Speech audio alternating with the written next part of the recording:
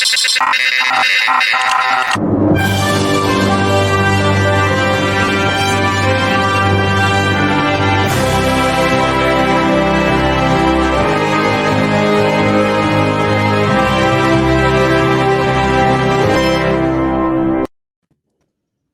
and welcome to another episode of Movies That Make Us. I'm Jake. I'm Tracy. And I'm Val. And we have And I'm a guest. Yes. Harry, welcome to the show again. Thank you. Was I supposed to not say that? Welcome back. There You're are no good. rules here. Listen, we should tell our guests beforehand how we want them to introduce themselves, but we don't. We just go. Let it roll. It's true. And you would think that we would know what we were doing by this point, because right now, today, is our 3-year anniversary. Woo! 3 years ago today, our first episode dropped. Happy birthday. You're probably potty trained and everything by now. No. We Well, still eat on podcasts. yeah, we still eat on the air, no problem. And we won't tell you what we do as far as potty on the air, but I mean, I know you can't just walk off camera. You just gotta, I mean, you can only see from here up. from You have here no up, idea all that business what I'm happens doing down there. below that if line, anyone so gets we're- quiet and sort of makes a funny face, I'll know. Yeah. Every once in a while, we think Tracy's just confused, but it's Sorry, I'm busy. it's not a look of perplexion. Perplexion, is that a word? I think Yes. you're making stuff Now, up. All right. I like it.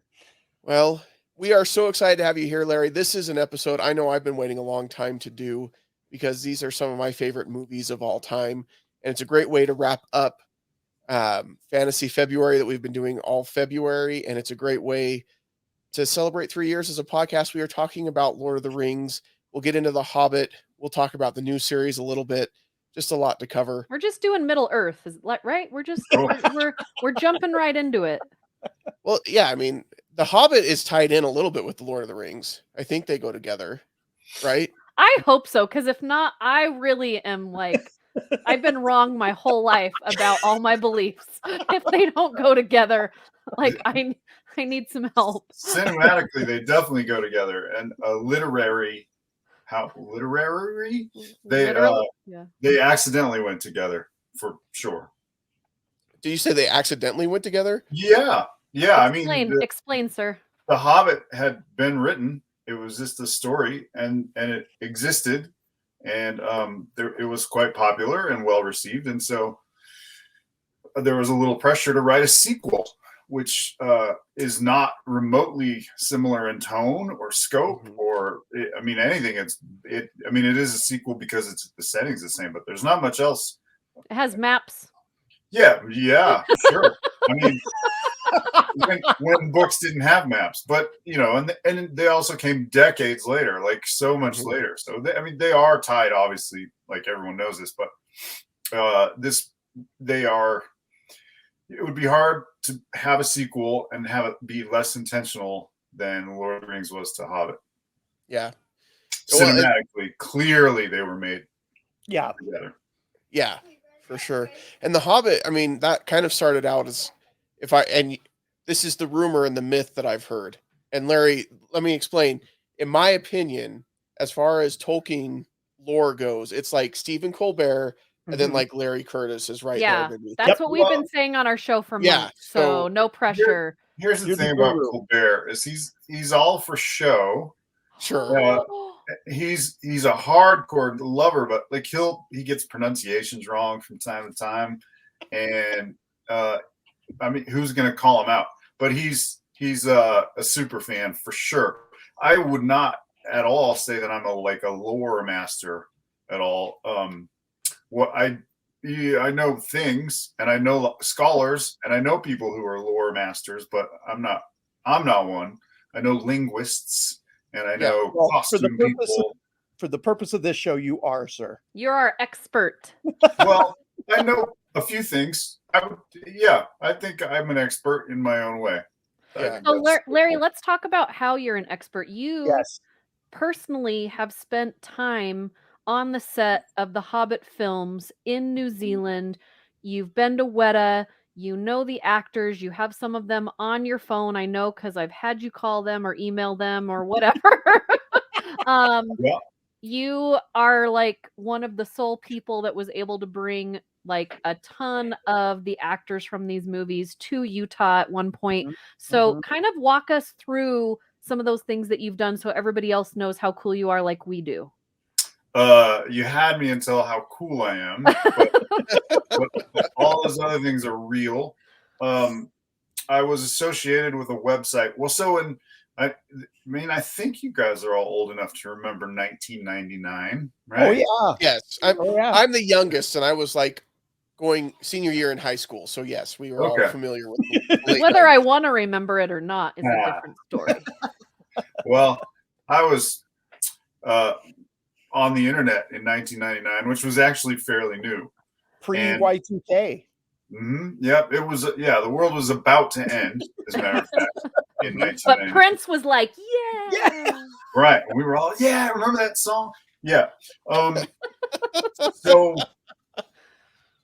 early days on the internet, there were not the same kind of film information there is now. But weirdly, by the way, the year 2020, where we are sitting at this moment, is really similar to how things were in 1999. Now it's the Amazon Lord of the Rings series, which I don't, if you put a nickel in me, I'll talk for an hour.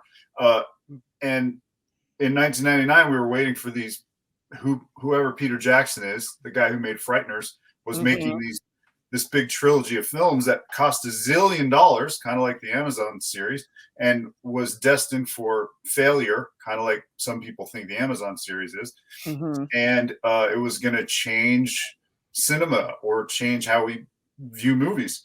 And so there was a little website called theonering.net, and I was like checking it every day because there wasn't that many movie sites. Maybe Ain't It Cool News was the other really prominent site. Now it's big business, right? Movie websites are big business, but not then. They were fan sites. Anyway, we've heard rumors. We haven't been able to make ours big business. Well, we've heard rumors that they're big I'm in business. your club of penniless, like journalist, fan, film people.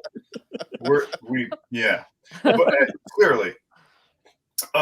So I fell in with those folks, met them at some parties, and actually I went to Comic-Con in San Diego in 1999, and I was like, whoa, there's other nerds in the world. There's other nerds.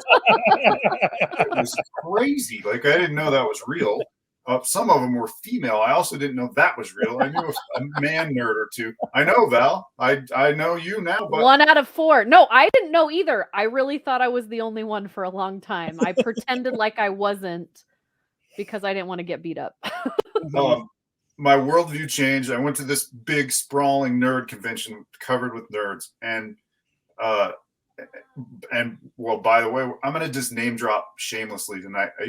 That's why we invited you. Really. So there's Weta. Weta Workshop is there, right? And nobody knows who they are yet, but I know because I'm a nerd and because I've been on the One Ring. And there's like Richard Taylor, who we may or may not talk about more, but absolutely hero of mine. And I was like, whoa. And then while I'm standing there, Elijah Wood just casually walks by because he wasn't that famous yet. And and you can miss him because he's like this big. Yeah, he really is. And he could walk around Comic-Con with like no problem. Like nobody stopped him or bothered him. And so I talked to him. There weren't all the Huck Finn fans there? No, I didn't catch those. Those particular nerds were absent, at least in 1999. By the way, see, I get off topic a lot. You guys That's what this show is. It really should be called Off Topic. Welcome home. That's all I have to say. Welcome home. So if you've never been to San Diego Comic-Con, it's like Mecca, and you should go. And it's this amazing, sprawling convention center that they kept making bigger and bigger and bigger just for this one convention. But in 1999, it wasn't all the way full, but it had been expanded. So I took what we call whore baths in the bathrooms. Like you go in there and wash yourself so you can sleep in your car, because I was pretty poor and I wanted to go to Comic-Con anyway.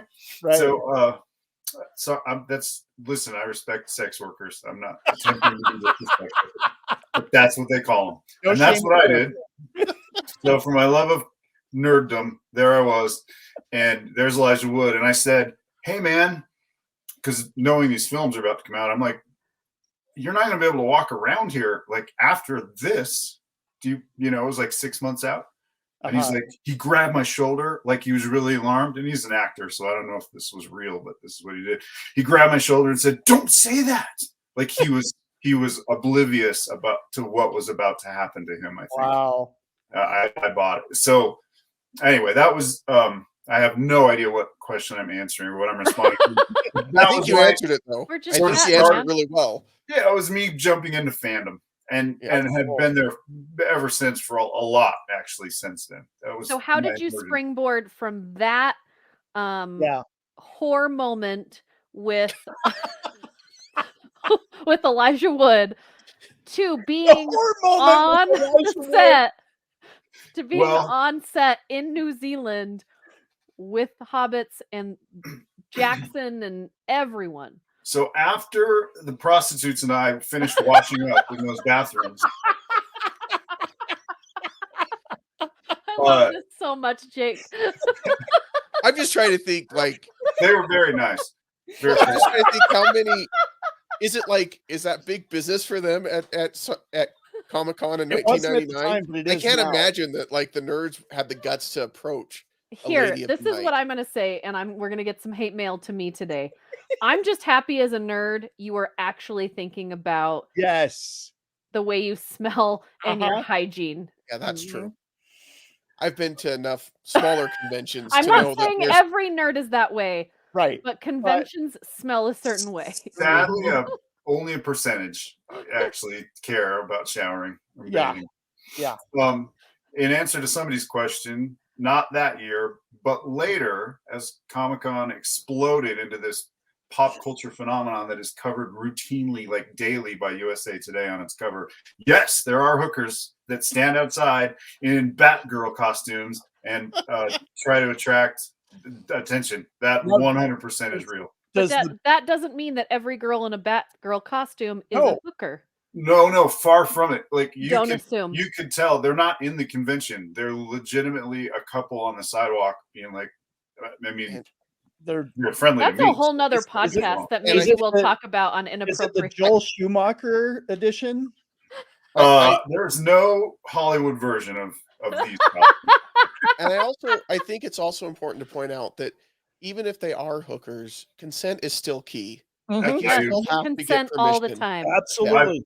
I was not joking when I said, like, I all respect for sex workers, man. So do I. Whatever they do, that's up to them. No, I am not disparaging them. But you asked jokingly, but I'm just telling you that for real. We're still within the first 15 minutes of this podcast, so it's always whatever right now. Yeah. I will endeavor to answer this question in a direct route. So, because I do remember this question. How did I end up on the Hobbit set from hanging out with Elijah Wood? I hung out with the Lord of the Rings people, my OneRing.net, and we threw an Oscar party after the Fellowship of the Ring. And some dignitaries came by. They didn't win any awards that year, but our party was a few blocks away from the from the Kodak Theater in Hollywood. So in McKellen and Peter Jackson and Richard Taylor. Actually, Richard did win awards for that. I forgot. They just came by the party to see the fans. Oh, wow. And he said, "Yeah, here, hold my Academy Award." So I was loosely affiliated with I think they won like 6 actually, because for special effects and design and things like that. And they passed them around the party and hung out with fans, and it was amazing. So it's like the Stanley Cup. Yeah, it was. That's incredible. Crazy. If you go to Weta in New Zealand, in Wellington, Richard Taylor has this display. He invites you into this room and like, hey, sit down. And then behind him sits all these insane amount of awards, including quite a few Academy Awards. And he's as nice as can be, but it's like this intimidating, like, holy crap kind of room. It's crazy. So made some associations and then dedicated long service, free, like volunteer service to this website as a writer and as at conventions. I went to Comic-Con a million times and Dragon Con a million times. And when The Hobbit was filming, I remember distinctly being in the shower and was like, damn it, I'm going to that. And so I just decided I was going. So I had been just laid off from a job, actually, and they had to pay me a bunch of money not to tell all their secrets. Oh, that's a good job to be laid off from. This is That's another true. podcast right here. They had no Why justification. didn't I do that? Well, they had no justification to lay me off, and I knew all this stuff. So I took a little bit of that money and flew myself to New Zealand, and Hobbit filming had started, and I just wrote several emails and kind of pitched some things and said, hey, could we set up a meeting? And a man named Matt Dravitsky kind of made me drive all over southern New Zealand to make sure I was serious about it. And we met in a pub in the middle of nowhere. And he said, hey, so tomorrow, why don't you come to lunch? Like, invited me to set for a minute. So I went to lunch and I sat in this tent, and this is another sidebar, sorry, but it's crazy true. There was a linguist, an on-set linguist sitting next to me from the University of Utah. That was the person who I ended up sitting by, which was crazy. They had no idea. Nobody knew. That was just coincidence.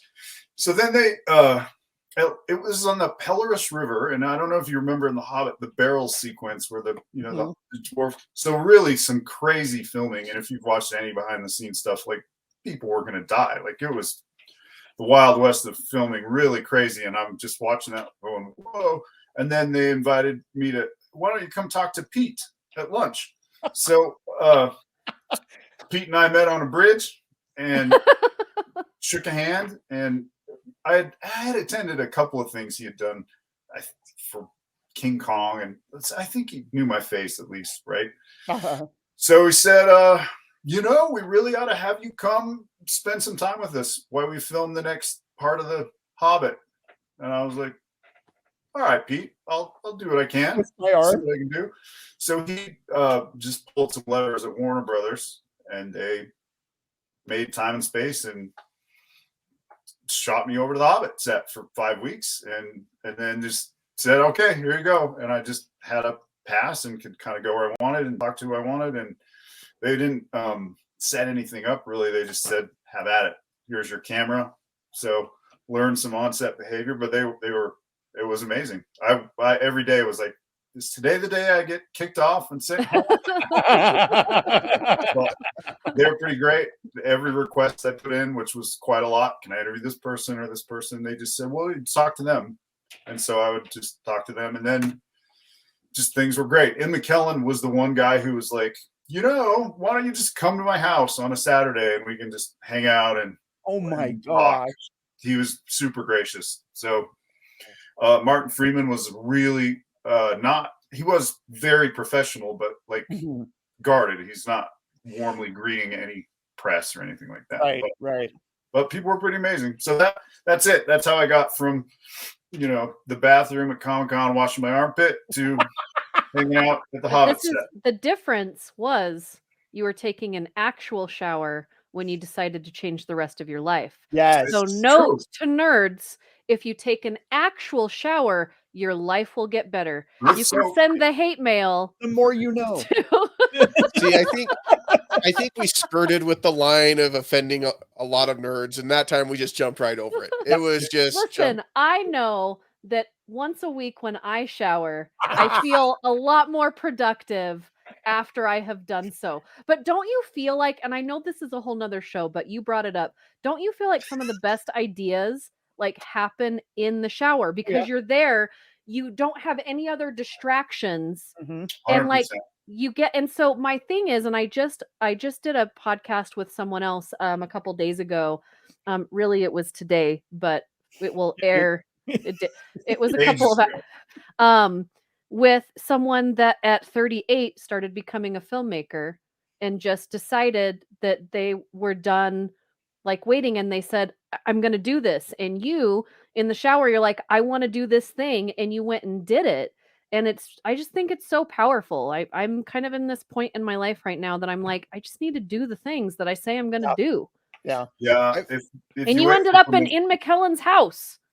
Yeah. Not with the restraining order. I've heard that Tolkien was in the shower when he decided that dwarf women have beards. And then if anybody ever changes that, that it will ruin everything that Middle Earth stands for. Listen, some regular that women true? have Nope. beards too. So real quick, I have to give my 6 degrees of Kevin Bacon Oh, separation here. So I know Larry through FantasyCon, and that's how I met Val as well. And Oh, I know Val too. like the day before he's set to fly to New Zealand, Larry doesn't have access to a camera. And he posts something online that's like, I need a camera. And I said, I've got a Canon Rebel.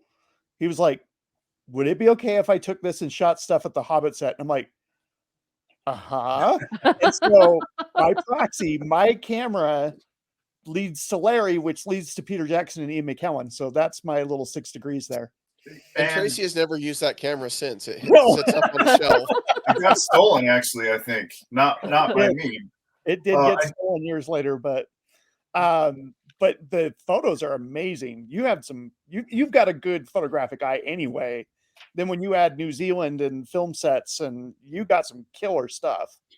Most of which thank you, by the way, and I've thanked you many times, but the use of that camera saved me. Something I can't remember, but I think the camera I was using broke or something before.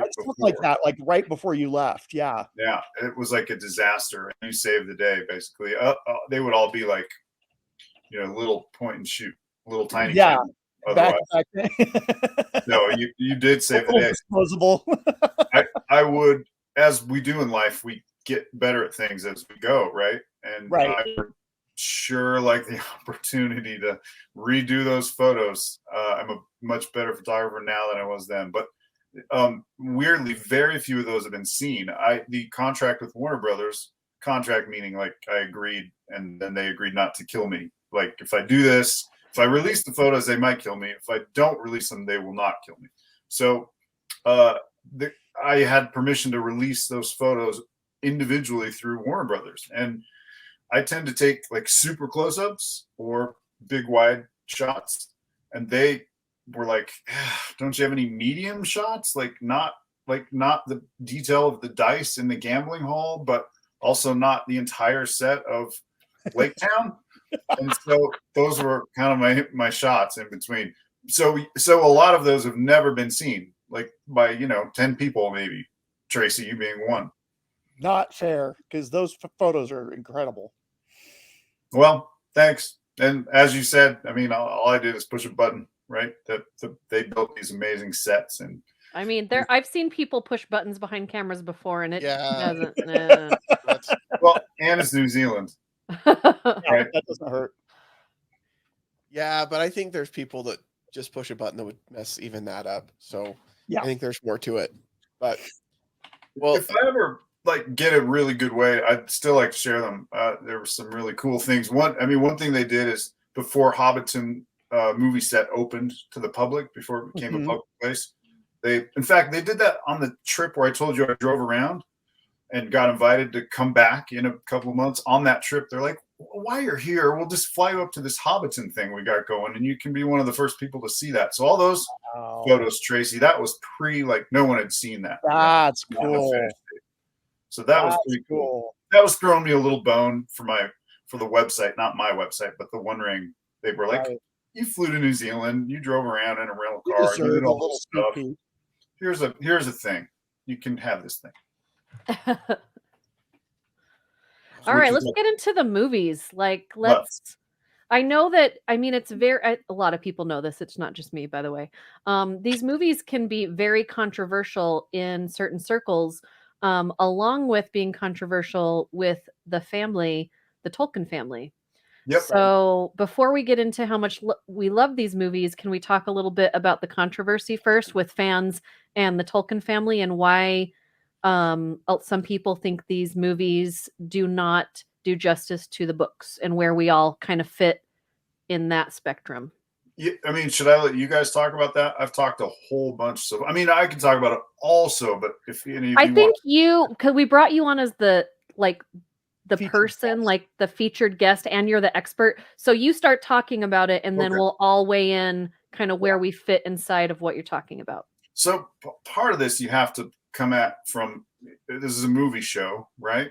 Mm-hmm. So the job of a movie maker is to make the best movie that he can. There are some Tolkien nerds who want a line-by-line translation. If it says brown leaf on page 45, where the hell is the brown leaf? And that's fair. And I know some Tolkien scholar. There's a Tolkien artist, a very prominent, there's 3 super prominent Tolkien artists. One of those guys, and he painted a commission of from the Silmarillion of there's a place where a dragon waits down in a ravine. Or sorry, that's incorrect. A hero waits down in a ravine, and the dragon crosses over, and he stabs up and cuts the dragon's belly.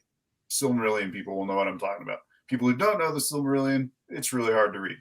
But yeah, I've read it twice. I still don't know it. So you need the Atlas of Middle Earth by Karen Lynn Wynn Fonstadt is your companion to the Silmarillion, and they go together. It'll help a bunch.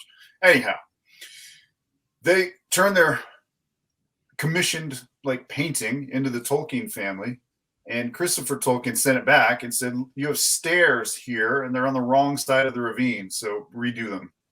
Right? So that's the kind of fidelity that the Tolkien estate, at least at the time, wanted and expected.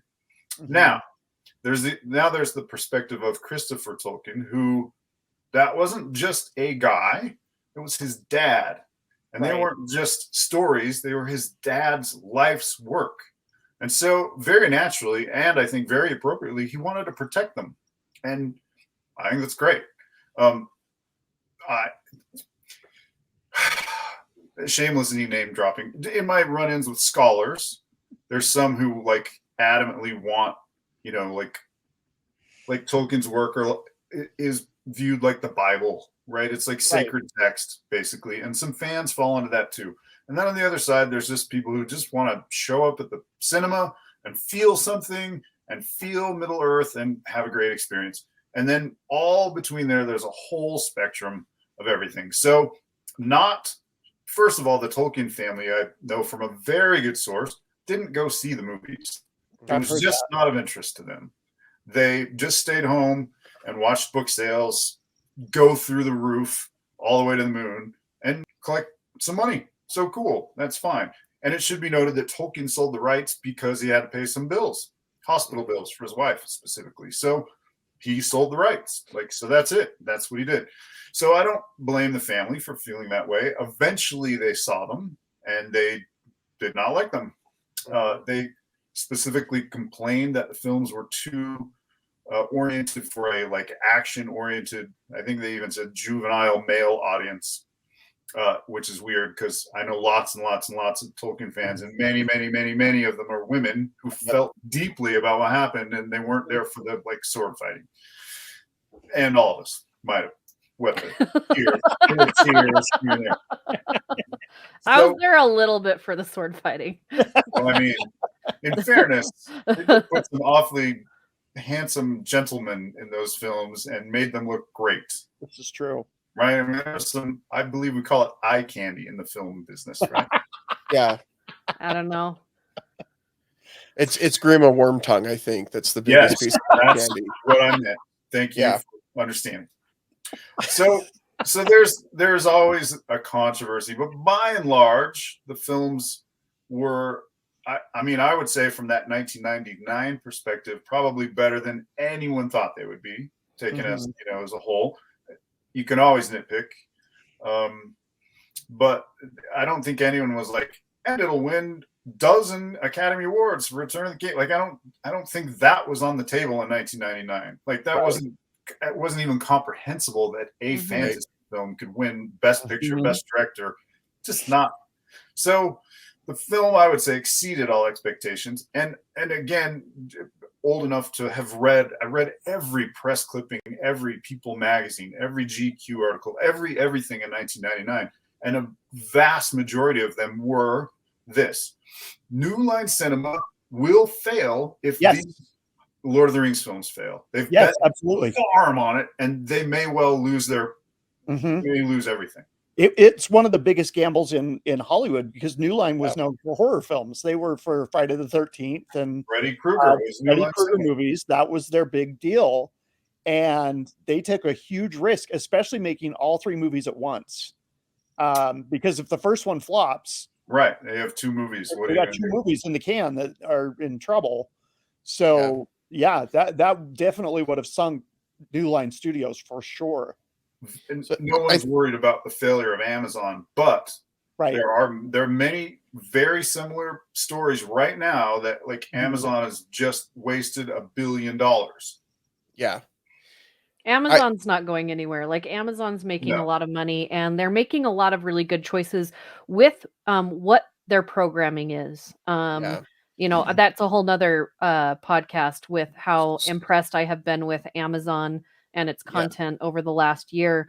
I applaud how New Line just had the balls to do it, Right. because I think what we've talked about a lot on this show is usually a movie that we love doesn't have enough guts to actually say we're all in on this. Like what I would have loved, and I'm saying this as a huge fan of Marvel, I would have loved if Marvel would have gone all in on Black Panther and shot 2 movies in a row. They wanted to, they had enough story, but they weren't sure what people were going to think, and I wish they would have had enough guts to say we know that our project is good enough. We believe in it enough to shoot these, because that you guys have to say, like, I mean, you don't have to agree with me, but that movie could have been 2 movies. Oh, Like definitely. it could have been Yeah. 2 movies. They could have put more content in there. They had enough good stuff, and they could have made 1 and 2 at the same time, and they both would have been successful. I can say that about a lot of different properties. I'm not just poking,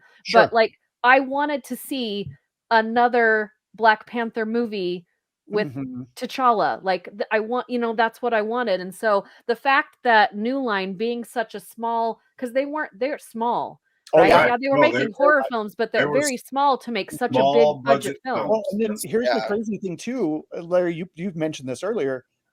Peter Jackson was a schlock horror film grade Z type filmmaker. Yeah. You said schlock. He made really really bad horror movies, and then Well, I he wouldn't went- say they're bad. No, no, I won't agree with that. Whoa. yeah, but I mean, in terms of like the budget, that's more Yeah, of what I absolutely. Low budget. very, very, very low budget. But then he comes out with The Frighteners with Michael J. Fox, and that doesn't light up the box office by any stretch, but it's a film that I really enjoyed. So then when they named him as the director, it was like you have a you've got a well-known story, but it's not a mainstream story like it is now. Like everybody knows Yeah. Lord of the Rings. But at the time it was like kind of a niche project. So you've got kind of this niche project, you've got an unknown director, you've got a small studio. I mean, the odds were stacked against these guys and they pulled it out.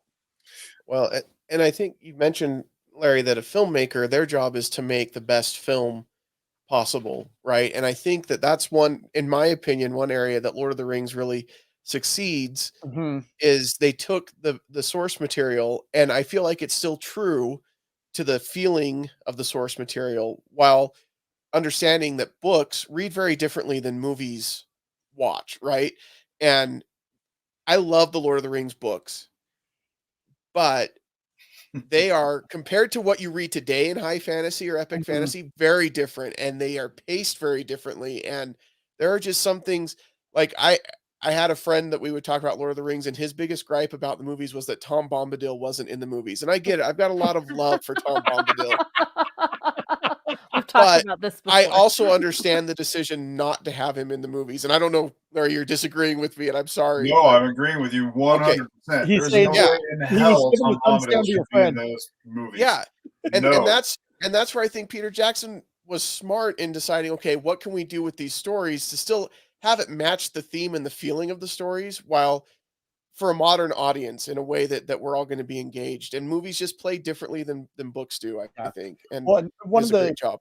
one of the things that I've heard Jackson talk about was when they were making those kind of decisions, is that he said we have to be focused on the story of Frodo and the ring, and if it does not deal with that, then it's got to go. And that's how they streamlined that down and made that decision. And I, for one, am grateful, because I read the books when I was a young adult, a teenager. I loved The Hobbit. I thought The Fellowship was good. when we got to Two Towers and into Return of the King, I was like, this is a slog. And there's so many names that are so complicated, but so close to each other. And so I'm getting confused as to who's who, and I made it through and it was good, but I mean, it's not a Robert Jordan size slog, but it's definitely a slog.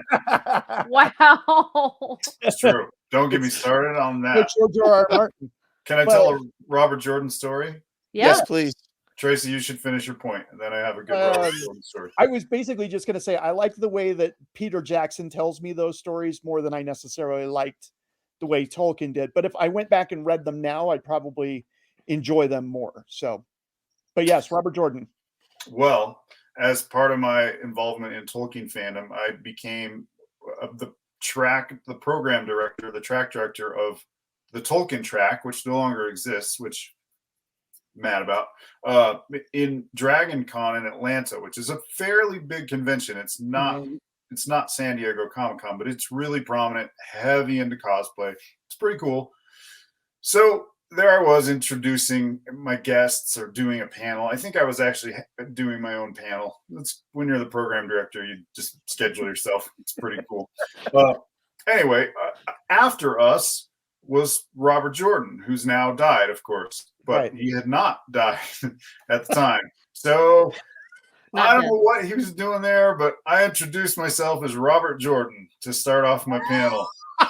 And then made a joke about how, however, I will finish this panel, unlike Robert Jordan and his books. And people in the audience were like, yo, like pointing that he's right there. And I just wanted to melt in my chair. This story just keeps getting worse. Even as you say, I just wanted to die after you said Robert Jordan wasn't going to finish his books. Wanted to, before I could finish the sentence,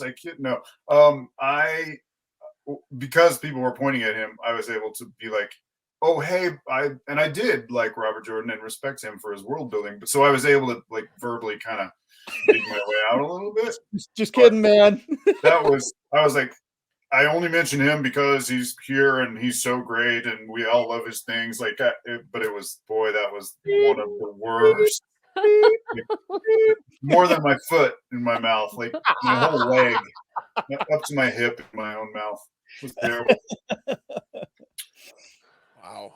So where do you guys kind of sit on is everyone on this panel pretty happy with the cinematic versions of love the movies of The Hobbit and Lord of the Rings? Yeah. The Hobbit, not so much. The Hobbit I've got issues with.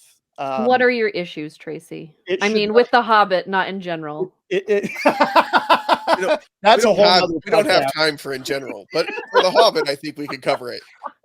The Hobbit just shouldn't have been 3 movies, in my opinion. There's not enough material there.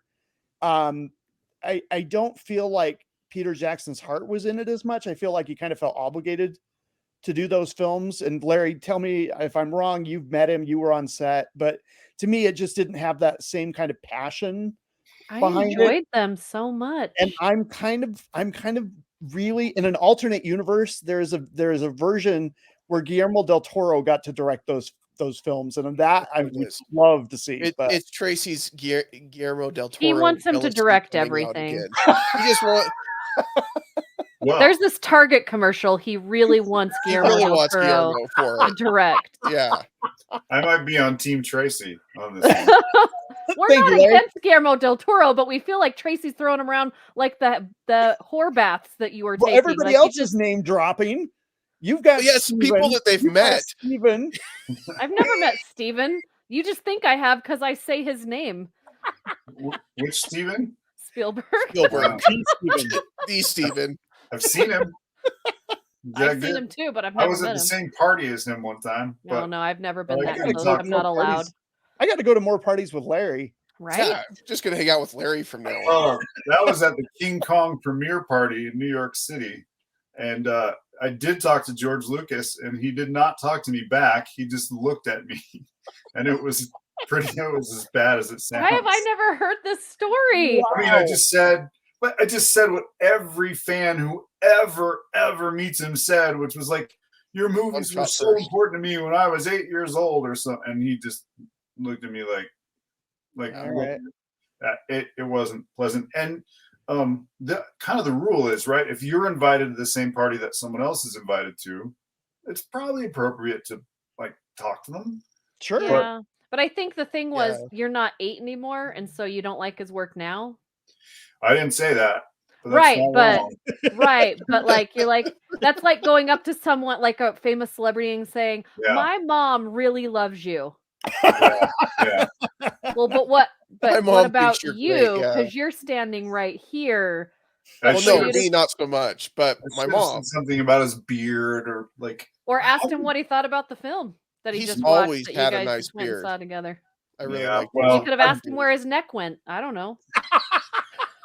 So speaking of George Lucas, I have similar feelings about The Hobbit as I do about the Star Wars prequels, I was and going to bring that up.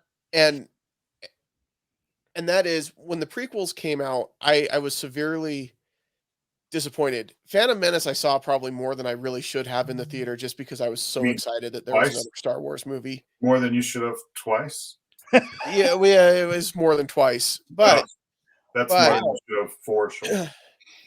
but as I've gotten older, the prequels don't bother me as much as they used to. And I think The Hobbit is similar for me in that, like, when it came out, I agree, Tracy. I don't know that it needed to be 3 movies. Mhm.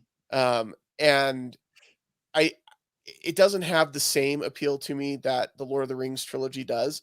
However, I don't mind sitting down and watching it. If it's on, I'm not gonna be like, "Oh, Hobbit, change the channel," or whatever. I'm gonna probably watch, and it's okay. It still feels like Middle Earth, but it doesn't feel the same as Lord of the Rings, if that makes Mhm. sense.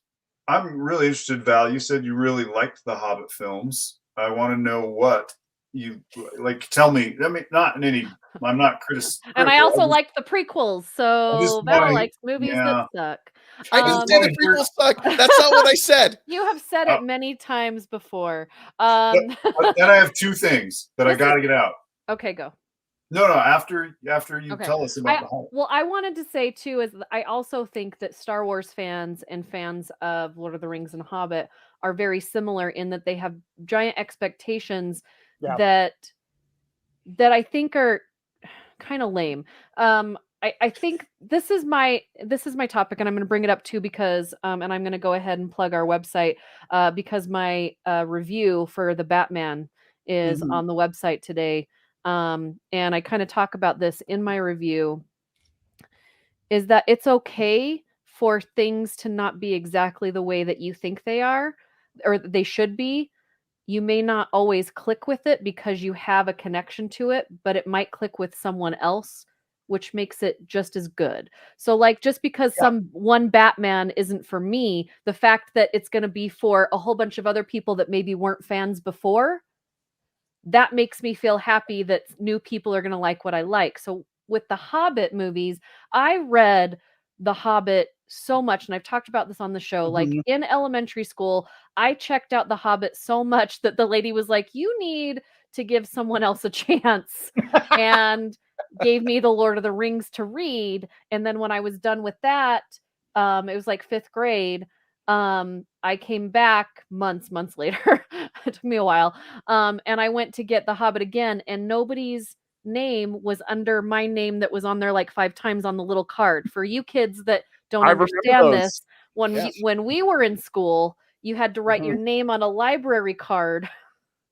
And so for me, I was like sad that in the whole time that I was out discovering something else, that no one had Mm.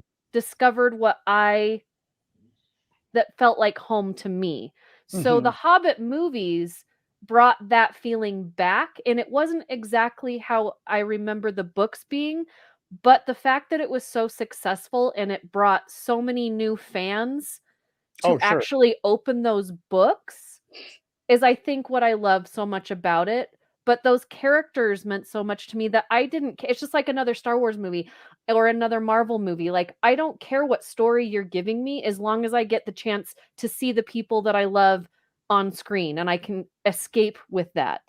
So to me, I didn't go in thinking I needed it to be a certain way. I'm so excited that I was given the medium Mhm. and the opportunity to watch it. So that's why I'm not a great film critic because I find something good Stop in it. almost everything that I watch, which is almost exactly the opposite of what most film critics are out there to do. True.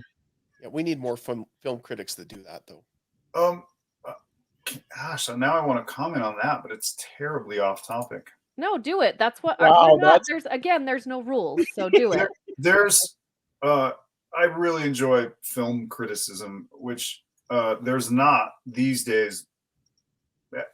Maybe the heyday of film criticism is over. It kind of, in some ways, died by Metacritic, you know, because now we score things according to the conglomerate.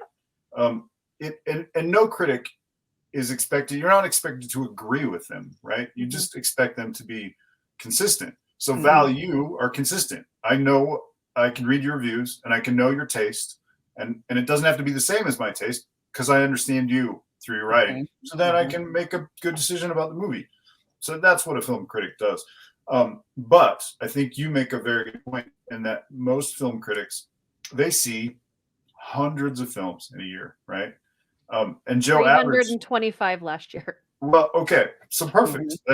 And Joe average sees, or Jane average, or Judy average sees, I don't know, 10 maybe. So the expectation and the experience are wildly different. Yeah. They're like, yay, Transformers, show me explosions. And then I don't see 300 films a year, but I see a lot. And when I'm like, oh, Transformers, explosions, like that does nothing for me. So a film critic, I think these days, and there are way more films than there used to be too, right? But you don't relate to an audience very well, which you do, Val, right? Yes. Yep. And so I think that's actually a strength, because your average film critic he's seen it all or she's seen it all before, but the audience hasn't seen it all necessarily. Yeah, they probably see a lot of it now because of streaming services. Well, I like what you said about having a consistent voice, because that to me is, back in the day, I used to occasionally turn on the movie show with Doug Wright on KSL radio. Little plug for you there, Larry.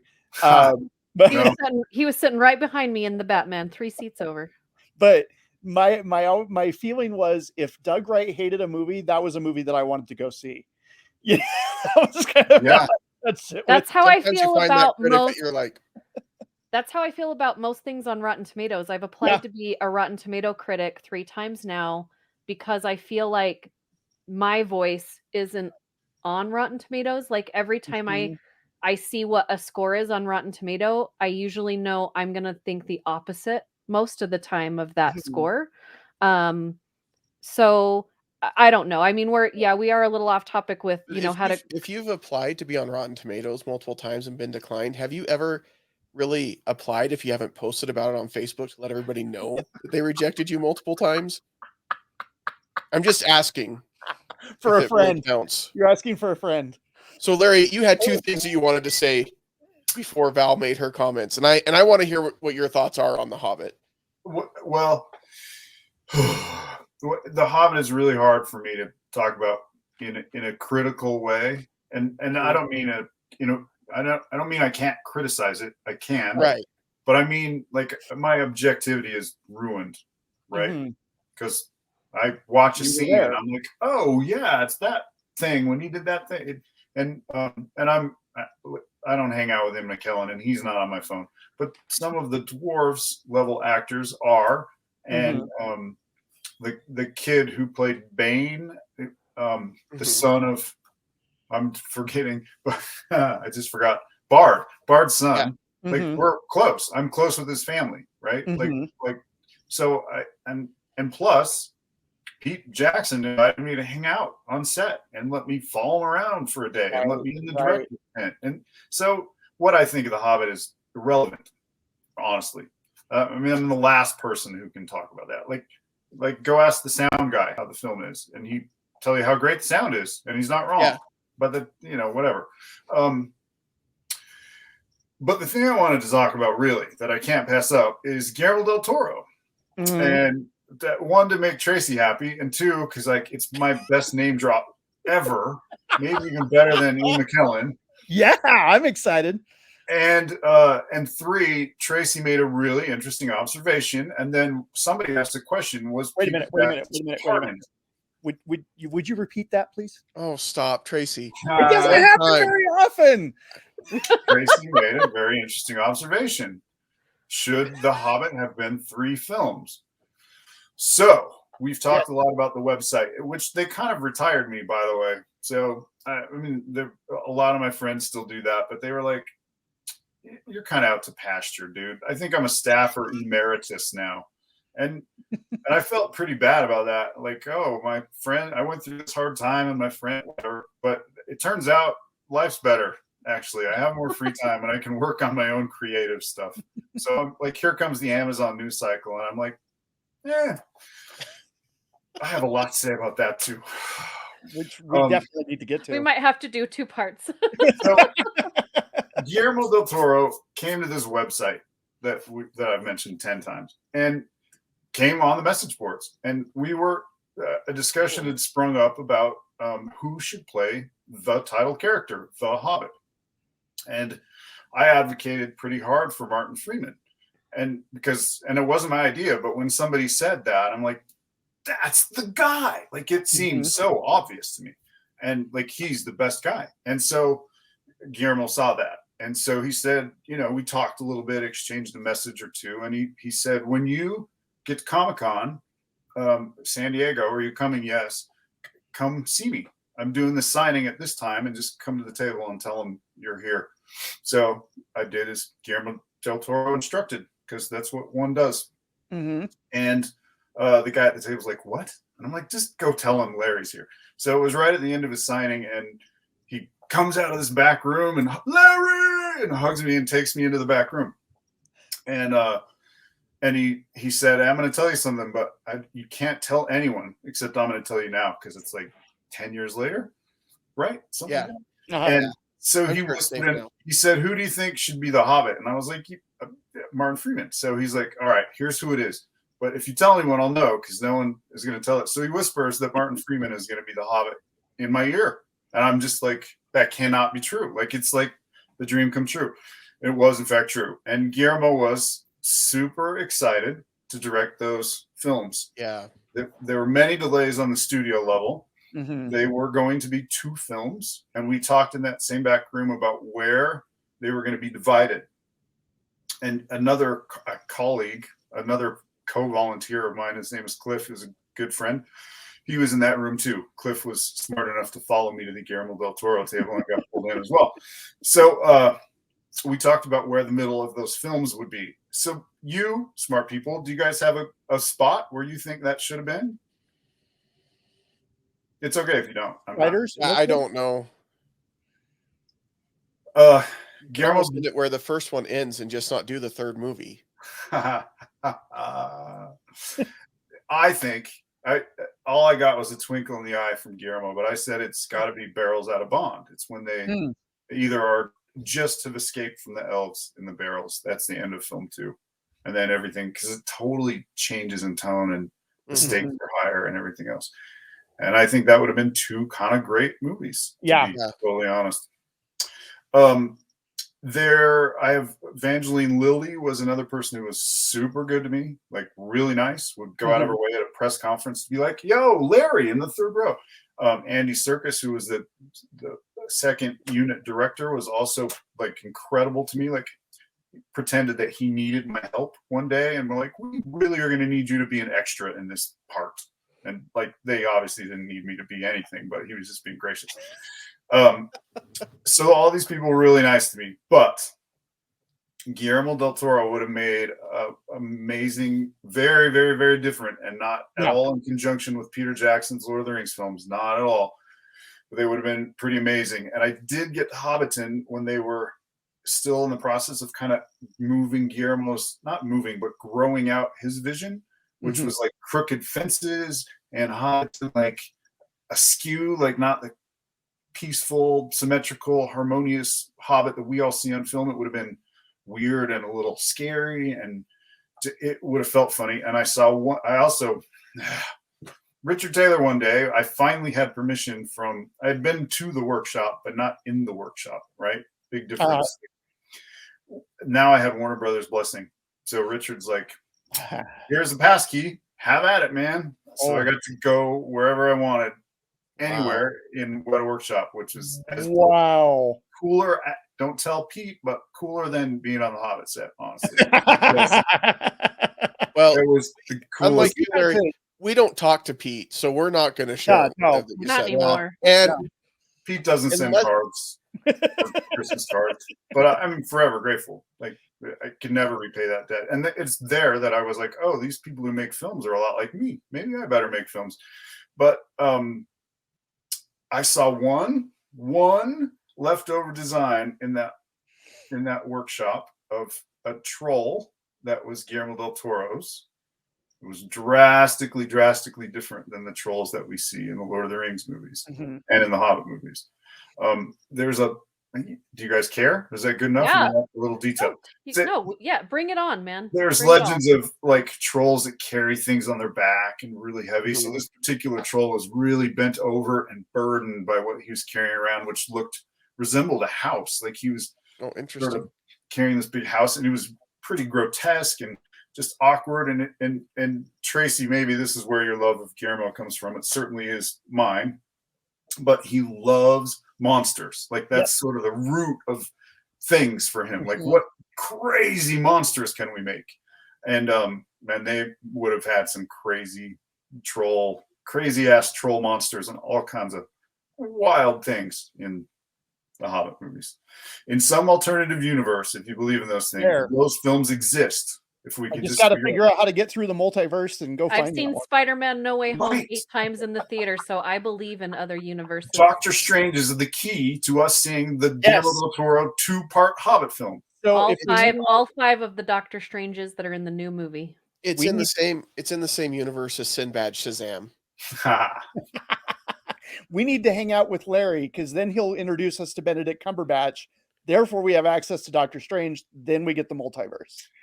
I've met all those people, and I have my contacts are dried up, man. They don't return. I don't make phone calls. Actually, that's the secret. Because I never bothered them. Aside from some dwarf actors, I don't have any association with those dudes. So I don't know what my other thing was, but that was the one thing I had to get out before. So we haven't gotten at all to the series, and we're an hour in. I'm good to keep going. I mean, listen, we're talking about Lord of the Rings, which are 3 4-hour-long movies, followed by The Hobbit, which is another 3 3-hour-long, 4-hour-long movies, and a series that's going to be super long. If we go over an hour, I think we're okay. I mean, our fan You're base the boss, so I just wanted to check in with the boss. I'm the boss. I think it's funny that you let people think that I'm in charge of anything on this show. I'm not. Who's in charge then? No one. We've been thinking you were the whole time. Takes the figurehead. So should we jump into the show? I have really stayed out of really spending a whole lot of time learning about the new TV show. I just had the studios send me over, like before they put the trailer up on Amazon, they sent it to me. I was in Alaska. I didn't watch it. I still haven't watched it. So where is everybody at as far as the series and what you're thinking? And should I watch the trailer or should I just go in cold to the series? I'm deferring. I don't know that the trailer gives away a whole lot that I think you can watch it and be okay. And you're not going to, and I think part of the reason why is these aren't stories that we're familiar with because the age that they're writing about, they don't have the rights to any of the stuff that Tolkien wrote. And so they've got to make up their own stories based on what they do have, which is my understanding, the appendices and that's it. That's it. Stop. The appendices. Yeah. So, but what's like the tone of like, does it feel like anything that we recognize from any of the movies? It looks like high fantasy. There wasn't anything in the trailer that I was like, okay, I'm in. I mean, I'll check them out. I'll watch them, but there's nothing that's come out yet where I'm like, it hasn't grabbed me. Yeah. Whereas it wasn't like when you saw Pattinson in the Batman and you were like, oh, Actually, it was more Matt Reeves as the director of the Batman that I was interested in. But I mean, like when I saw the first trailer for Fellowship of the Ring, I was like, I am 100%. I am there opening night. I'm in. So the first thing I saw from Lord of the Rings was on the infant internet interwebs at the time, was a picture of the riders, the black riders in the river, and I was like, that's it. I don't care. Like, take my money now. and I haven't seen anything from the series that makes me feel that way, but like, it looks like a high budget, high fantasy series. The difference is when Lord of the Rings came out, nobody had done a high budget, high fantasy anything like this. And now there's a crap ton everywhere. And since Lord of the Rings, Game of Thrones, now Wheel of Time, and now this new Lord of the Rings series, like, it's just another one. Do you think y'all said a piece about that? Do you think that it's too late for this? Do you think they should have done it years ago? I don't think it's too late. But I'm with Jake. There's nothing here that screams unique to me. There's nothing like, we get a really young Galadriel. But yeah, it's going to be interesting. I think it's going to come down. I can't wait for what Larry has to say. Because there was a Vanity Fair article, and I stumbled on it after Larry posted it, and it's a very it gives kind of a glowing, rosy picture of everything. Because Amazon paid them good money to do and exclusive it was access pure promotion, right? 100% promotion. Yeah, it wasn't journalistic at all. But that's everything that's come out far, is all pure. I mean, they had a video, a YouTube video of super fans reacting to the trailer, and they were not super fans. They were influencers from TikTok that they had paid to be here, and then gave them a script of what to say, and you could tell that's what it was. And to me, I feel like, okay, are they pushing this too hard? And should I be worried because they're pushing it too hard? Because this is almost a property that should sell itself. All you have to do is just not mess it up, and you're going to get the fan base there, right? Maybe I don't know. I want to hear what Larry has to say, because I feel like he's holding back. There's something. Yes, unleash. Well, this is not the most important thing, but it cannot not be said, right? So there's young, quote marks, young Galadriel and young Elrond. Yeah. So I don't know. I don't know the exact dates. This is where we need Colbert. But let's just say Galadriel's 3,000 years old in Lord of the Rings, right? So they've gone back in age where she might be like, I don't know, 2,000 years old? Yeah. So they cast someone who is 20, right? Yeah. Because you're going to look 20 when you're 2,000 years old, and they call her young. It's the story of the young Galadriel, who's hundreds or thousands of years old. Yeah. Like, that to me is like, what? And Elrond the same. I could have just used Elrond instead of Galadriel for everything. And they describe him as like an aspiring political kind of character. And I'm like, dude, at this point, he's already in charge. Elrond was in charge for he was important for a long time. Like it would be okay to make these key players be 40 or 35 or 50 or whatever, because whatever. So that's not important, right? And I'm sure the actor, we do hear Galadriel's voice, by the way, Val. That's what, if you listen to the trailer, that's Galadriel, which, again, this is not important. But to me, that feels like fan service 100%, where somebody said, we hear Galadriel in the prologue of the Lord of the Rings movies. So let's use Galadriel in the first opening sequence of the trailer.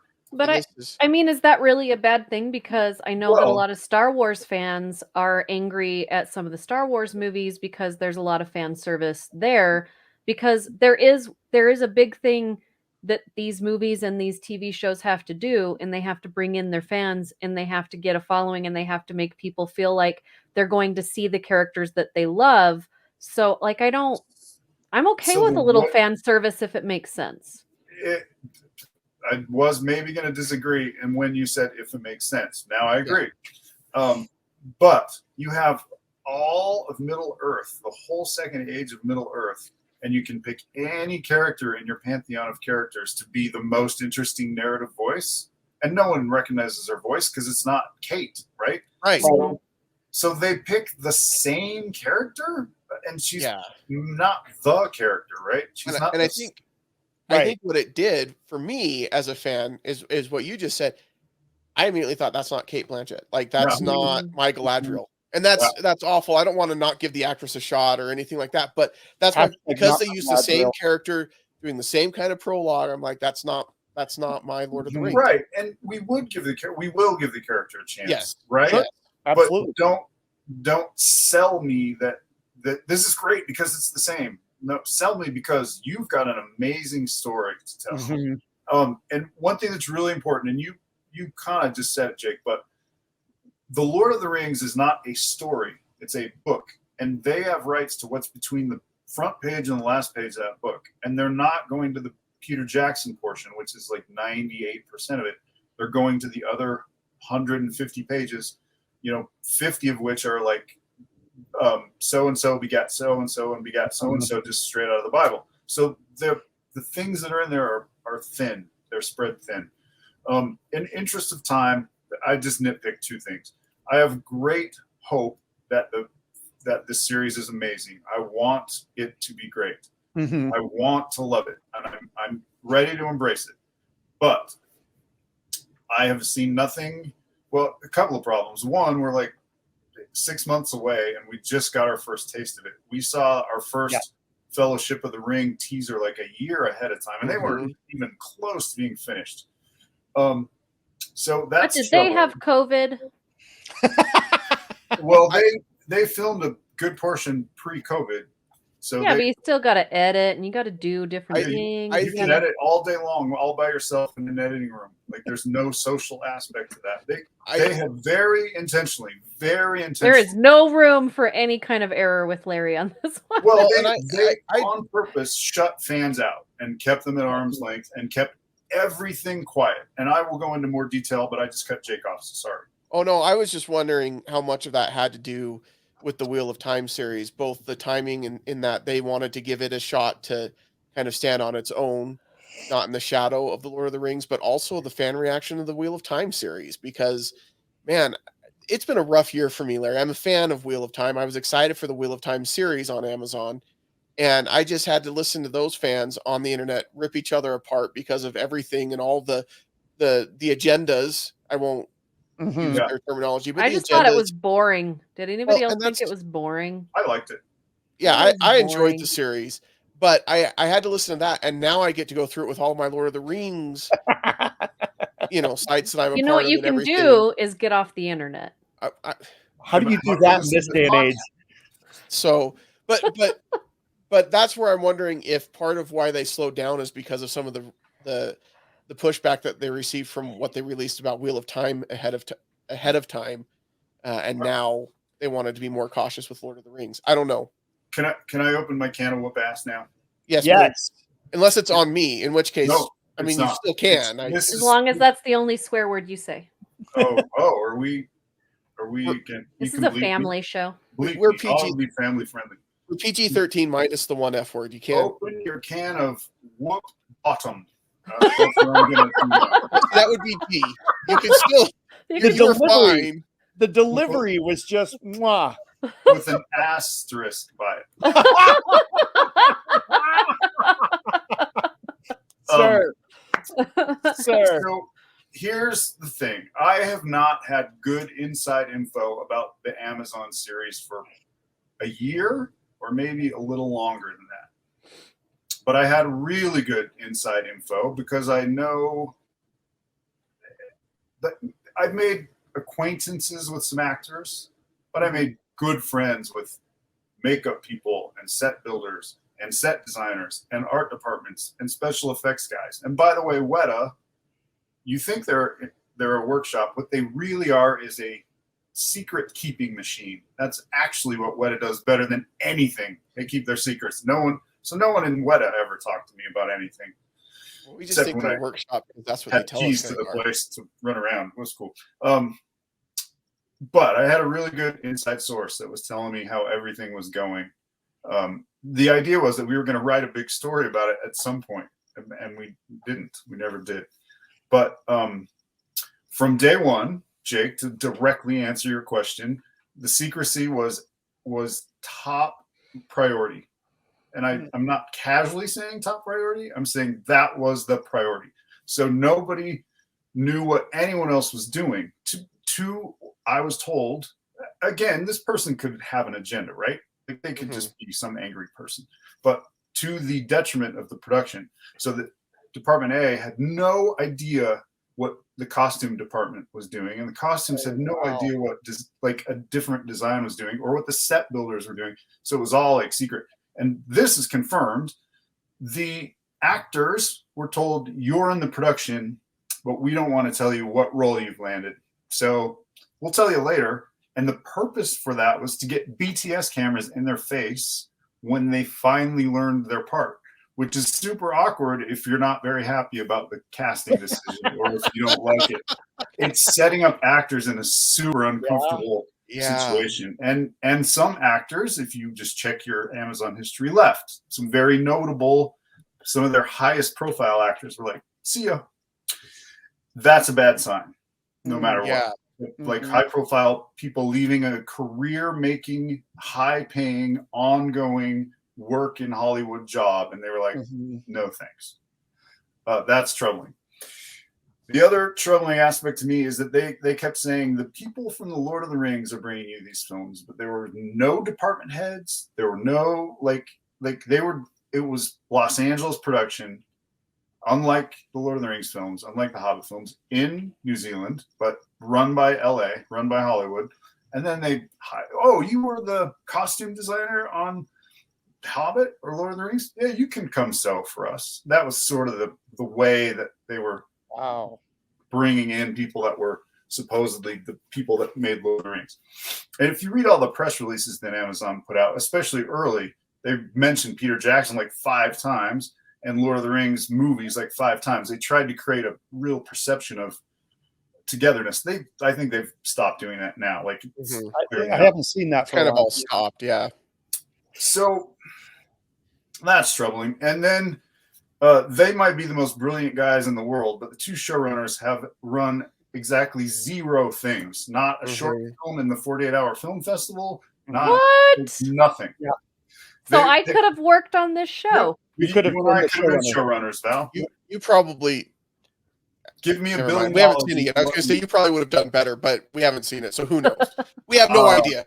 I feel pretty confident that if you gave me a $500 million in an alternate universe, Val and Larry directed the Lord of the Rings Amazon series. We wouldn't direct it. That's not showrunners. I'm not ready to direct. I wouldn't be worthy of that, but I could put the right people in charge. I guarantee you that. I could build a team that could have made a hell of a great Amazon series. Recently they were like, Amazon was in that article that we've mentioned, the Vanity Fair, like, we searched everywhere for the right people. And I'm like, no, you didn't. I was right here. No one called me one time. No one called Larry or Tracy. Yeah. This team right here. I'll take this super group. So there's a lot of kind of troubling things. The fact that nothing was given out until photos recently, and that I wouldn't want a full trailer, but a teaser trailer would have been like helpful, or some production photos like that, were mentioned, would have been really great before now. There was a shot of a waterfall in the trailer. I'm not being funny. Like, I thought, what a great shot that is. It was a waterfall. That might not be the greatest sign either. Like, some character might be a cooler thing. I'm pleased. I'm really pleased that there's a diversity in the series. And I know some fans have been upset about that. And I'm just here to tell you, like, we are way past that age. Yeah. If you're worried about the race or gender of a fictional character, well, and the struggle is anytime that you're trying to sit here and tell me like this is not what the author would have intended, or this or that or whatever, especially when you're talking about a book or a series that came out, over half a century ago, like times have changed. We have changed. And so whatever mindset that they had back then, there was a lot of stuff that probably wouldn't be acceptable today. Like, thank goodness Tolkien doesn't have a Twitter account, because there'd be a lot of Tolkien fans that are not Tolkien fans, because just you think what's acceptable and socially and everything else was totally different, and we've evolved since then. So I agree. Like I have no issues with the diversity that I've seen. I think it's a great thing.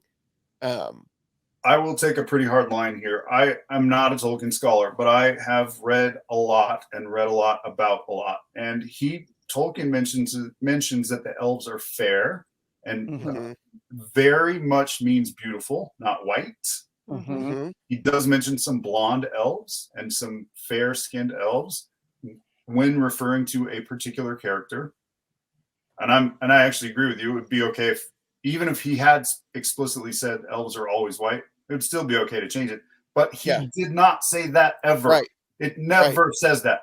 So there is zero problem with ethnic diversity. And I would think if Tolkien had lived these 50 years beyond being old already, that his it doesn't matter what I think, what Tolkien would have thought, but I don't think it would be a big deal. It's not a deal breaker. And any fan who is worried that someone's not white needs to examine their relationship with whiteness. And sorry if that's controversial or too political for your podcast, but no, I'm on the skin pigment, and it's not okay.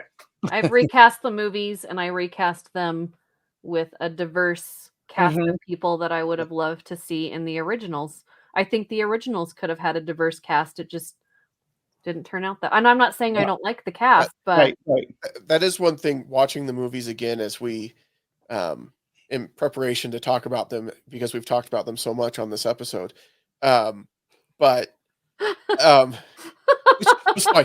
Guess what? I don't care. It was an excuse to watch the movies. But watching them now and seeing the casting for the new series, it does stand out how white the original cast was. And what's shown now as we've gotten the Wheel of Time series, and now as Amazon's shown a lot of the casting for Lord of the Rings, is there is very much in the fantasy genre this idea that all of the main characters fit that description. And when you read the books, that's not always the case. Yeah. Anyway, well, we got through even that. If it is, it doesn't matter. Decades ago with Shakespeare, decades ago, that was all settled. That's not. We shouldn't even be having this discussion. But I agree. There is very unfortunately we've alluded to it. There's a toxic element of fandom that, and unfortunately, social media seems to amplify. That is we got to do better as nerds. Nerds need to do better, and humans need to do better. And traditionally, I mean, now being a nerd is kind of cool, but when it wasn't, such groups were really welcoming to people who were on the outcast of society or on the fringes. And it's really too bad if that goes away. So, now that we've become more mainstream, it's easier to, I don't know. We turn on our own. Exclusionary, but. So, I'm really hopeful that the Amazon series is great. And no one is cheering harder.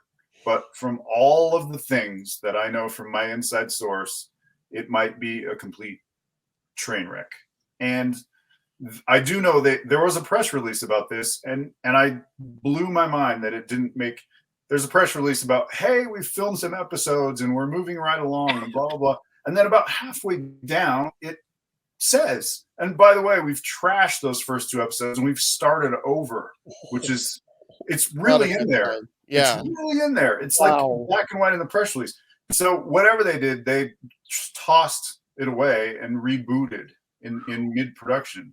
So I feel like everything I've heard about what has been said about this Lord of the Rings series is exactly how the United States told us in the middle of the pandemic that there were aliens and nobody cared. Why does nobody care that our government admitted that there are aliens in the middle of Trump and pandemic and social justice, all these things? I feel like this is the Lord of the Rings series. They pretty much told us that it's probably going to be a train wreck. Nobody's paying attention. There's a person living in your chimney, but don't worry, your heating will go down. Right? Yeah. Just deflect. It works out really well. But they did spend a lot of money, by the way, the production has now moved away from New Zealand. Yeah, I heard that too. Now in England, which is maybe healthy. right? Maybe it's different look. good to have a change. I don't feel that they had to have every person the same, and I don't feel they have to like be slaves to what Peter Jackson did. Right. The thing we hope for is that how we feel, that we feel like this seems appropriate for Middle Earth. That's that's really what we need. Just sell I us think this we've feeling. seen it over and over. We've seen, I'm going to bring it up again, like so many different Batman movies, and we've seen so many, you know, I don't want to see another one of the same movies. I want this show to be good because they're making the show that they're making. They're not trying to make someone else's movie. DC has proved that over and over. If they would just make the movies that they're supposed to make and not try and be Marvel and not try and be whatever. So I think if this series just tries to make the series it's trying to make instead of, well, and what it sounds like is it sounds like it's kind of an identity crisis, right? Where you know, on the one hand, they're saying we don't want to be what Peter Jackson did. We want to be our own thing. And on the other hand, but we don't want to stray too far from it. Listen, I don't want you to be in the middle. Either try to be what Peter Jackson and his vision was and off of that and continue that, or don't. Like we talk about what you saw with that troll design from Guillermo del Toro, like that excites me because that would have been his vision. And I would have loved that if somebody said, okay, I'm not Peter Jackson and this isn't going to be Peter Jackson's Hobbit. This is my Hobbit. well, And I again, love that if they said, have the guts this to isn't make Peter the Jackson's movie. Lord of the Rings. This isn't a prequel to Peter Jackson's Lord of the Rings. This is in Middle Earth, yes, but it's our vision of it. Yeah, And have the then guts run to with make it. the show that you said you were going to make. Right. Yeah, read the material, get what you get out of it, really focus on that script, like really work that script, especially when with the pandemic sitting there. Like, have we got the characters right? Have we nailed dialogue? Have we got the setting? Do we have a good arc for our characters? Are we telling the story efficiently? Are we telling it right? We can storyboard for ages because we're in the pandemic. Like, have we really prepared? Have we done everything we can do? Have we got it figured out? Do we know? Like, that's how you make a good series, not by riding the fence between Peter Jackson, not Peter Jackson. And secrecy is not also the key to being good, right? Like, Tom Holland is not keeping any secrets. Well, and they don't tell him super anything successful. anymore. He's kind of the other extreme where they just don't tell him anything. Well, that was one thing going back to the Wheel of Time series when Rafe Judkins was put in charge of that. He was super excited about it, and you saw pictures from the sets. You saw he was on Twitter all the time talking about what they were doing, and it made people realize that he was excited about the source material. He was excited about the story that he was going to tell, and that made people buy in. And we got none of that with the Lord of the Rings series. We've gotten nothing like that, and that's alarming for me as a fan. I fear the worst, but I don't know anything. Hope for the best. My source straight up, and maybe it will be amazing. My last real problem that came to light in the Vanity Fair article, one of the great things they have is history. They have a huge span of history to work with. And they can plant seeds and plan seasons. And like my mind was like fireworks thinking of all the things they could do. They said in this, like, not journalism, but in this promotional piece in Vanity Fair, like, we've contracted, thousands of years into like a short period of time. And like, you have immortal characters, like, stop doing that. You can use time as an ally and as a storytelling device. And they were like, yeah, it needed to be that way for this story. And that gave me, more than anything else, huge pause. Like, no, it really didn't have to be that way. Like, I can think of many successful storytelling enterprises where that was not the case. But again, haven't seen it, don't know. Somebody could have had an axe to grind. Like, my source isn't gospel truth, and I don't think it is. And look, somebody there might be just as brilliant as they claim to be, and they got the job, and maybe they're gonna blow our socks off, and I hope so. Yeah. I agree. I'm hoping for the best. I don't want to pass any judgment. I will be there when the first episode drops. I will be there watching it and enjoying it. It comes out September 22nd, something like that, and it'll be like the day before at 6 p.m. because they go off of midnight GMT, whatever. So like, I will be there. And and hoping for the best. I think there are legitimate reasons to be concerned beyond Yes. who they cast into what roles, because Yes. that doesn't matter. But there are legitimate things to be concerned about. But I'm going to hold my breath and hope that it's great. Yeah. Sometimes that works out for me. I know Sometimes it does not. your episode's super long, but would you be mad if I grabbed something and brought it on camera? No, No. absolutely not. Can you look at my ugly gray couch for a minute? Sure. It's not going to Should be we- the should we talk washcloth while that you're you doing used this, at or like just look at San the Diego couch? Comic-Con to wash yourself, is it? We don't He's want to gonna see go Put a that. hobo wash part way. Or Just a gonna do hobo a wash. quick shower, if you know what I mean. We should have asked him what he was going to bring on. We just That's true. assumed it's going to be like something epic, but it could be like his toothbrush. I don't even know. No, it's cool. It's cool. It's something cool. Are you ready? Okay. Yeah. Can I tell the story first? Yes. Of course. On set of The Hobbit, everybody was just like, "Oh, the dwarves, the fat suits, the training, the swords, the armor, the makeup, the dwarves." So I told you, they just told me, like, you request things if you want to have them. So I said, all I've heard about for 3 weeks is dwarves. I want to be made up as a dwarf so I can write about that experience. And so they said, okay, we'll do that. And so they made me up as a dwarf, start to finish, the whole like 4-hour process of Wow. hair and makeup and prosthetics and swords and armor. And I have photos of all that nobody has seen and really no one cares about, including my own kids. They're like, I want to whatever. see it. I was like, I want to see that.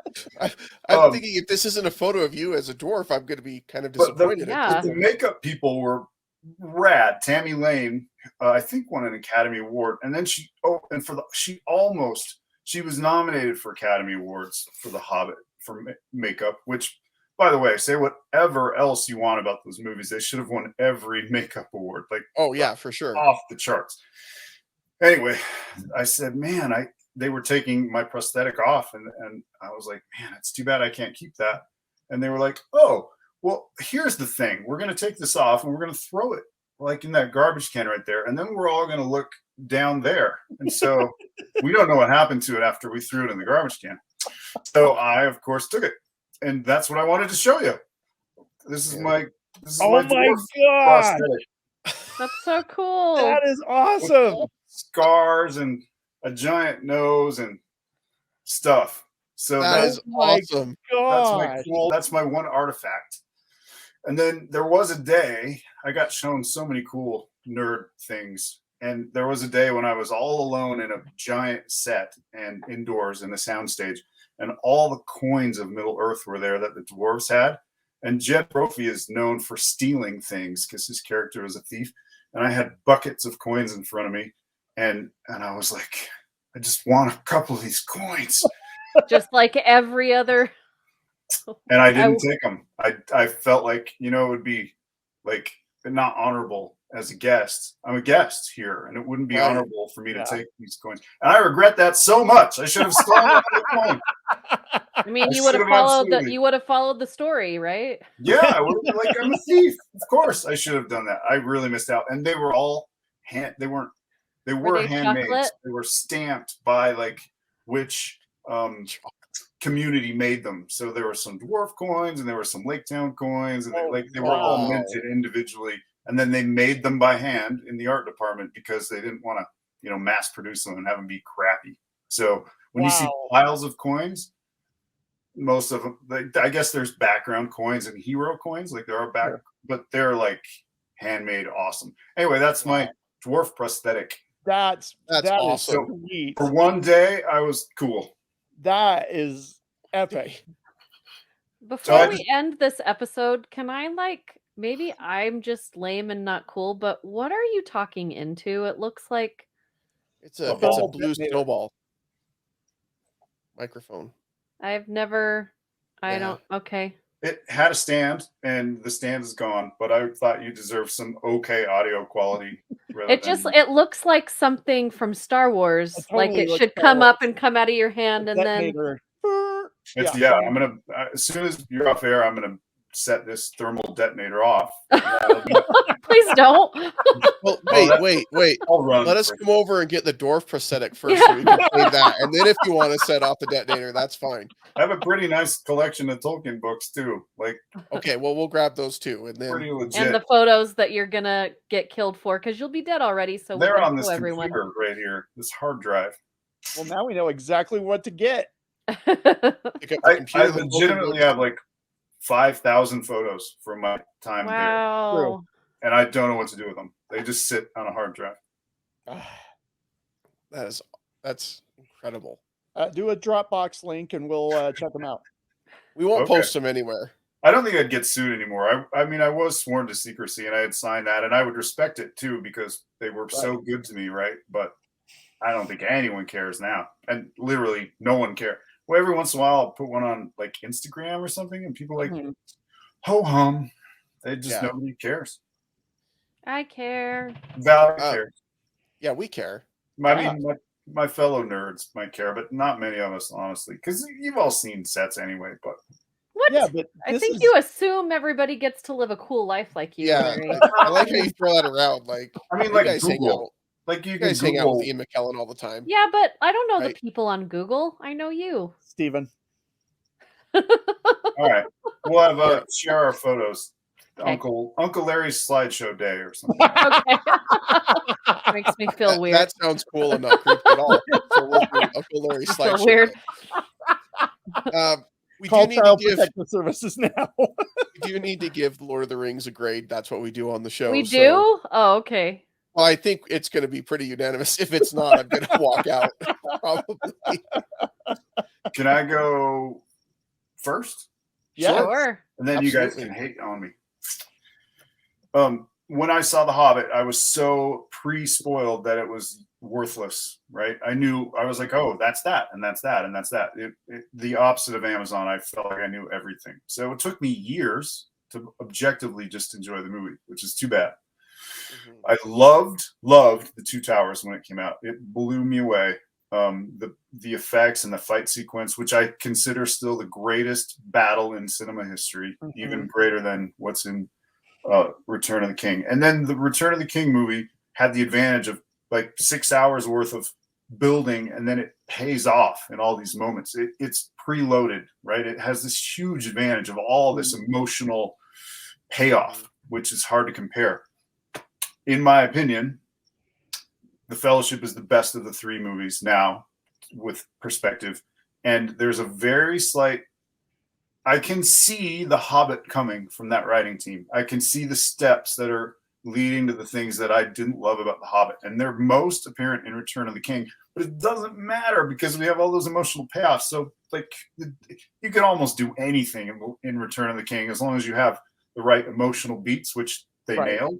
So it doesn't, I mean, almost nothing matters, but I can see the cracks starting to appear. So I think Fellowship is an all-time like pantheon, like Mount Rushmore of movies. Like it's right up. It's not fourth. It's a big Mount Rushmore, but it's there with the all-time. I was gonna say, I heard Mount Rushmore is a lot smaller in person than it. We need to come up with a different. It's a Hall of Fame movie, but that's not even good enough either. Yeah. It's Fellowship of the Ring is a tremendous movie, and Two Towers accomplishes a lot, especially as a middle movie. And then Return of the King is the payoff. So it's really hard for me to rate beyond. Do you need me to give it a grade? We We usually give a letter grade. You're our guest, so we're not going to force you to. Well, I would be a bad guest. I mean, it has to, for me, it has to get an A for what it accomplished and what it accomplished, what it set out to be. And I can find plenty of faults, and we could do a whole show on problems with those films, but I just want to hug Peter Jackson and say, dude, he just delivered. He just delivered all those emotional things, and it's an A for me. Yeah, Tracy, but not perfect. Yeah, I'm with Larry. This series is phenomenal. Solid A for me. Incredibly watchable. They've aged extremely well. I don't feel like the Hobbits have like this. The effects in the Hobbit movies stick out to me as not working. I also unfortunately saw the first Hobbit in the 48 frame high res thing, and that was weird, and I don't know. So I won't get into that. But as far as Lord of the Rings, the series goes, I'm going to give it an A. Valerie? I'm giving it a B+. What? All right. That's it. A B+ I'm walking is out. a I told good. you. A B+ is a good grade, and I have to round 3 of them into 1 grade, and so if I have to put all 3 into 1 grade, then it's a B+, close to an A-, but a B+, and that's still really good. Yeah. For me, I mean, I've said it before on the show, I'm sure, but Lord of the Rings is my favorite movie. Yes, it's my favorite movie. I count them all as one movie because it is, in my opinion. And I agree, Larry. You can see some things in Return of the King where, listen, there may have been 1 or 2 too many fade out, fade in scenes at the end where it's like, okay, we've done this enough. But overall, Two Towers, I think, is the best middle movie of a trilogy ever made. That's a bold statement. Yeah, I'm confident in it though. And I agree. Fellowship of the Ring is amazing. Yeah, for me, it's an A all the way. Sorry to ruin your curve. It's all right. Well, we throw out the lowest score. So, we throw out the lowest score. It's fine. Actually, we still, if we average all it out, then we probably are like at a 93%, which would be an A still. I've just learned this is getting old. This is starting to degrade a little bit. No. Oh no. We need to find a way to like museum. You have to put quality it. You've got to cover it with some. Put it in a hermetically sealed box and. Well, no, but you can actually cover it, like, if you're okay with that, is painting over it with. I forgot what it's called, but I'll send you a link. It'll keep it preserved. Probably not. Part of the fun for me is touching the hairs and just the well, don't do the hairs. Well, I'm saying the tactile feel and being able to run my finger on this. That's probably why it's getting old, is because you keep touching it, Larry. I very rarely do, but when I get it out. Stop touching it, Larry. I'm fixing it. See, like it's, sorry, that's terrible podcast, but it's just starting to curl up and dry out. I probably this really honestly.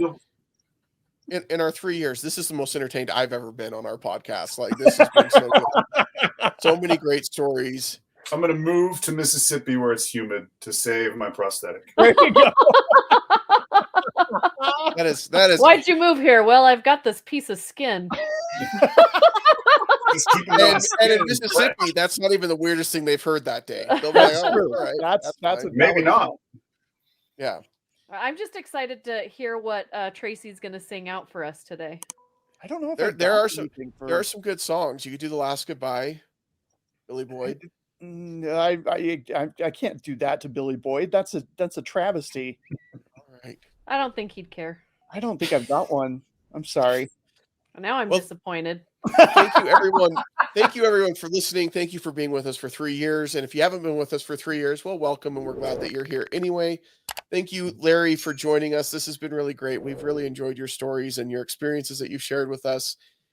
We have some great things happening on Movies That Make Us. Val keeps popping up with some live videos where she's interviewing some really cool filmmakers. So I hope you guys are catching that on our YouTube channel. If you want to, you need to subscribe. That's the best way to catch all of those videos and never miss any of them.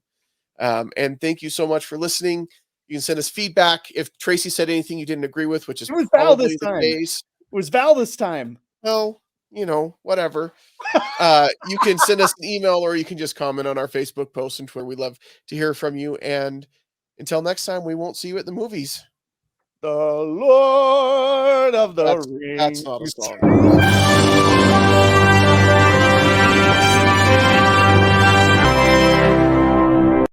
This has been a Stolen Droids Media production.